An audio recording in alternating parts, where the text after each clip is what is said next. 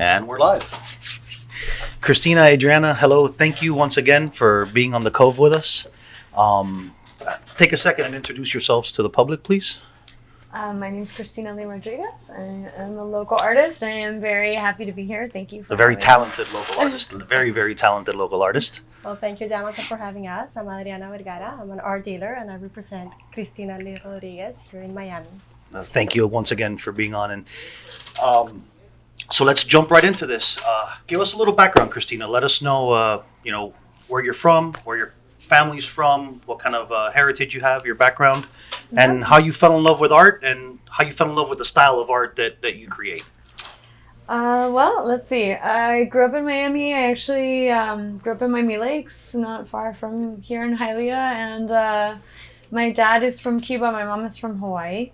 And one thing my parents really had in common was really just a real appreciation for nature. And I think that respect and love for the landscape here I had even growing up. And for me, I'm a mom now of two girls, and I see them, I'm like, try to find your passion, think what you want to do, be open, there's time. But when I think back actually to me as a kid, ever since I remember, I always wanted to be an artist.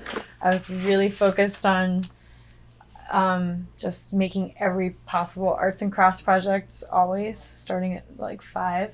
And later I studied in college and then went back to get my master's. And my work for a long time, really, especially since graduate school, has really focused on thinking about the natural landscape, but interpreting it with sort of man-made, industrial, artificial materials. And for me, that is a way that I think really reflects the actual landscape that we live in, especially living in an urban context, in an urban place. In Miami, the same as in Cuba and Hawaii, palm trees aren't even always native, even